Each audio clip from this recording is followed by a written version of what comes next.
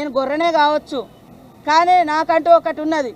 కానీ తోడేళ్ళ మీద డిపెండ్ అయి బతికే అంత దారుణమైన పరిస్థితి ఈ రాష్ట్రంలో ఏ వర్గాలకు లేదు. మా జాజుల సీనన్న కూడా అంటాడు, మేము తోడేళ్ళని నమ్ముతామా అమ్మ, మేము గొర్రెలమే కావచ్చు కానీ తోడేళ్ళని నమ్మని. ఇవాళ బీఆర్ఎస్ లీడర్లు ఇవాళ నీతులు మాట్లాడుతున్నారు.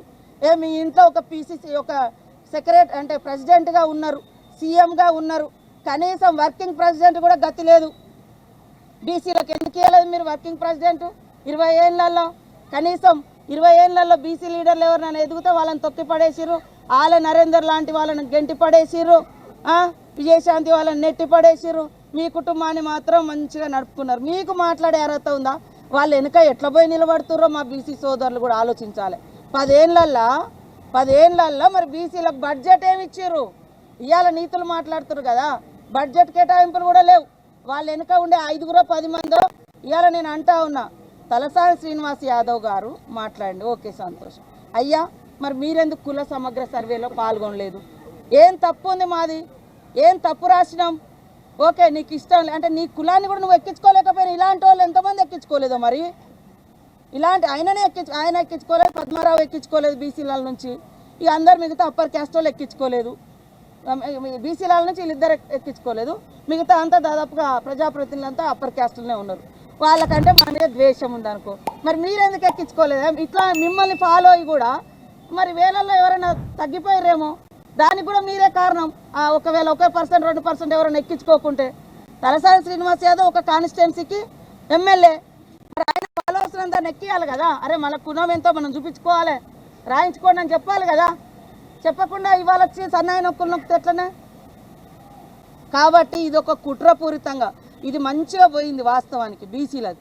కాబట్టి దాన్ని డౌట్ క్రియేట్ చేయాలి. ఈ యొక్క మంచి పేరు ఇవాళ ఈ రాష్ట్రాన్ని చూపించి దేశంలో మా రాహుల్ గాంధీ గారు కూడా దేశంలో ఉన్నటువంటి అట్టడుగు వర్గాలకు న్యాయం జరగాలని కొట్లాడుతున్నాడు ఒక లక్ష్యంతో. ఇవాళ వాళ్ళు వచ్చి మేకవన్నె పులులాగా వేషాలు ఎత్తే ఎవరు నమ్మరు. మన సీఎం రేవంత్ రెడ్డి గారికి పూర్తి చిత్తశుద్ధితోటి ఉన్నారు కాబట్టే నిన్న చారిత్రాత్మకమైనటువంటి 2 కులాలకు సంబంధించి 2 వర్గాలకు సంబంధించి స్పష్టత ఇచ్చి మేమెంతో మాకంతా ఎవరిది వాళ్లకు వాటా ఇచ్చి పంచుకుందాం, పంచాది తెంచుకుందాం అనే రకంగా అది క్లియర్ చేయడం జరిగింది. అందరూ ఆమోదించారు, సంతోషపడ్డారు. కానీ ఈ సంతోషపడ్డ ప్రజల యొక్క సంతోషాన్ని చూసి ఓర్వలేక దీన్ని ఆపించాలనే కుట్రతోటే ఈ కులగణన తక్కువ చేసి చూపించారు, ఒప్పో చేసి చూపించారు అని చెప్తున్నారు. మీరే చెప్పినారు సమగ్ర కుటుంబ సర్వే జరిగినప్పుడు తమరిచ్చిన ఉపన్యాసమే మొత్తం యూట్యూబ్లో ఉంది, అన్ని టీవీలలో ఉంది.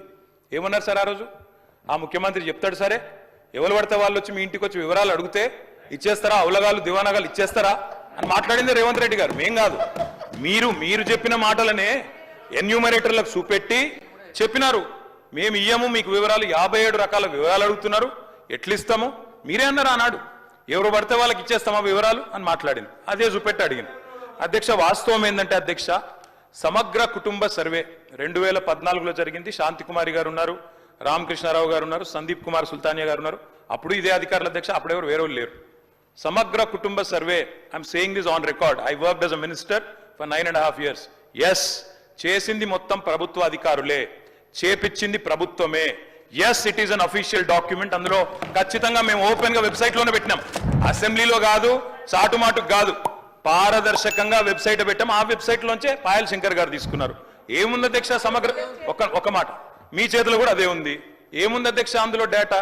తేడా ఏంటంటే కేసీఆర్ గారి ప్రభుత్వానికి కాంగ్రెస్ ప్రభుత్వానికి అధ్యక్ష, సమగ్ర కుటుంబ సర్వేలో పాల్గొన్న కుటుంబాల సంఖ్య 1,03,00,000 కుటుంబాల అధ్యక్ష, 1,03,95,000. మొత్తం పాల్గొన్న ప్రజలు 3,68,00,000.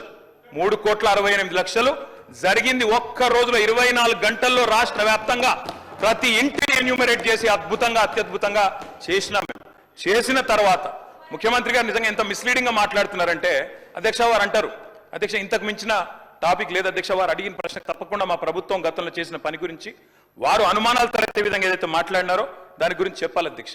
వారు అంటారు అధ్యక్ష బీసీల సంఖ్య అందులో ఎంత అని. ఎస్, ఆనాడు బీసీల సంఖ్య సమగ్ర కుటుంబ సర్వే ప్రకారం 1,85,61,856, 51%.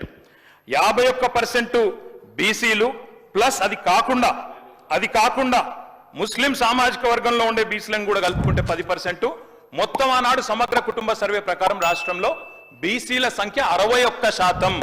ఈ రోజు రాష్ట్ర వ్యాప్తంగా మేము మాట్లాడడం కాదు అధ్యక్ష, ఇక్కడ మా శ్రీనివాస్ యాదవ్ గారు కరెక్ట్ గా చెప్పినారు. మీ కాంగ్రెస్ పార్టీ ఎమ్మెల్సీ చెప్తున్నాడు బయట, దీన్ని తగలబెట్టండి, ఇంకా ఆయన గలీజ్గా మాట్లాడింది నా మాట అన్న, తగలబెట్టండి అన్నాడు. దీన్ని తగలబెట్టండి, ఈ నివేదికలు తప్పుల తడక అని కాంగ్రెస్ పార్టీ ఎమ్మెల్సీ చెప్తున్నాడు, మేం కాదు.